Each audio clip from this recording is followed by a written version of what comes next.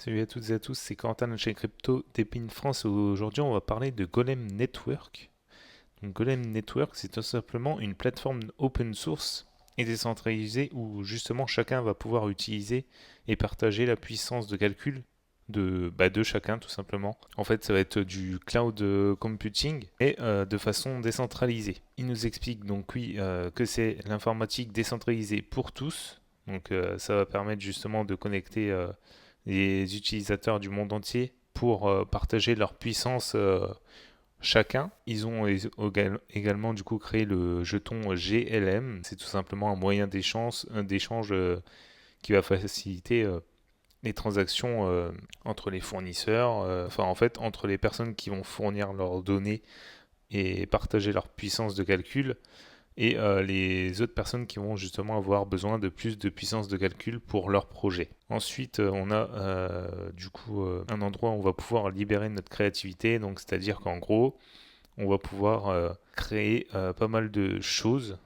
donc via l'API JS ou même l'interface Ray pour faire par exemple du rendu d'animation 3D, etc.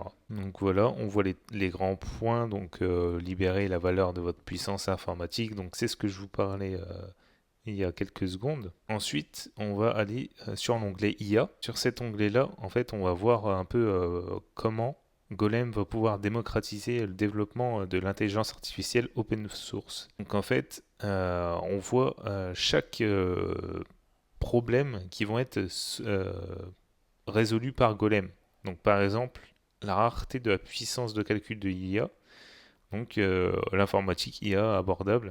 Donc c'est-à-dire qu'en fait Golem va démocratiser l'accès à la puissance de calcul justement grâce à ce que je vous ai dit. Donc chaque personne va pouvoir louer la puissance de calcul d'autres personnes qui sont dans le réseau Golem. Après, on a la centralisation des ressources d'intelligence artificielle. Donc là, c'est pareil. L'un des points assez important de Golem, c'est qu'ils veulent décentraliser l'écosystème d'intelligence artificielle. Donc ils vont pouvoir le faire justement grâce à ça. En fait, il va y avoir aucune entité unique qui va contrôler tout ça. Des contraintes, par exemple, d'évolutivité. Là, l'infrastructure va pouvoir être évolutive justement parce que va y avoir de plus en plus de personnes qui vont faire partie de ce réseau-là. On a le manque de transparence, sauf que là, du coup, pareil, Golem répond à un gros problème, c'est que c'est open source, donc tout le monde peut avoir accès aux données. Et ensuite, du coup, on a également l'écart des GPU à un prix abordable. Donc en fait, en ce moment, c'est vrai que il y a une petite année ou deux, je sais plus, on a eu les GPU qui ont flambé. Du coup, depuis ce temps-là, je pense que pas mal de projets se sont dit qu'il fallait essayer de trouver une solution pour aider le déploiement de l'intelligence artificielle ou même d'aider les personnes qui ont besoin de cartes graphiques à en avoir pour moins cher. Et en fait, là, du coup, ils ont trouvé la solution.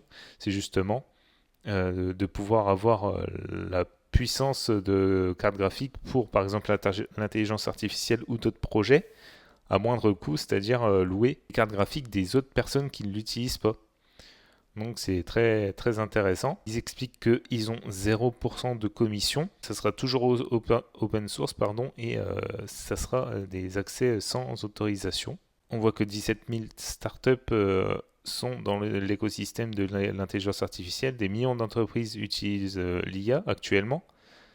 Et du coup, il faut libérer la puissance des GPU au grand public. Donc on voit un peu l'écosystème de Golem de l'IA. On voit un peu partout, donc fournisseurs de l'IA, industrie du jeu, IA, achat de joueurs, etc.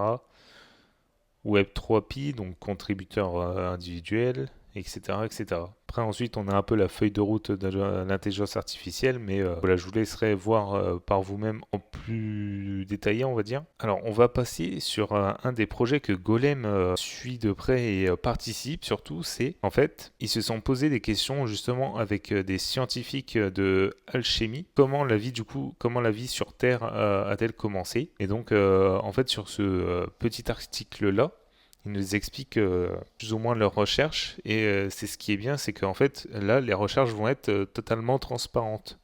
Parce que les autres scientifiques, vu qu'ils vont passer sur sûrement sur des plateformes qui sont centralisées, peut-être que les personnes ne voudront pas mettre ça au grand public et tout, sauf que là, Golem va pouvoir démocratiser tout ça. Donc voilà, ils expliquent la problématique, etc., etc.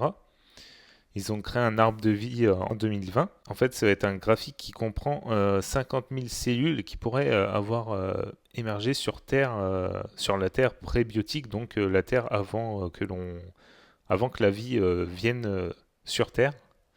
Après, on a la puissance de calcul, etc., etc. Donc en fait, Golem permet aux scientifiques de chercher ce problème-là, cette problématique-là, pour le résoudre. Donc je trouve ça intéressant et vraiment pas mal. Ça, en fait, ça va résoudre un problème assez important, je trouve. Donc voilà, après, on voit qu'ils vont vers une avancée scientifique, forcément. Après, on voit les gens derrière, entre guillemets, Life on Golem. Donc on voit Sarah, donc elle fait partie de Alchemy. On a Marquin Benck, donc du coup du réseau Golem. Et on a Piotr qui fait partie de Januk. Donc voilà. On va passer sur le Twitter. Donc le Twitter il a 170 000 abonnés. On voit que c'est un décentralisé de computing. Ils sont assez actifs sur leur réseau. Ils sont suivis par Eternity Cloud et HiveMapper. Donc voilà, Golem c'est un assez gros projet. Et je pense que ça va en devenir un encore plus gros là pendant le bull run qui va arriver. C'était tout pour cette vidéo. J'espère que vous avez compris le projet. Ceci n'est pas un conseil en investissement. Je vous présente juste un projet. À bientôt pour une nouvelle vidéo.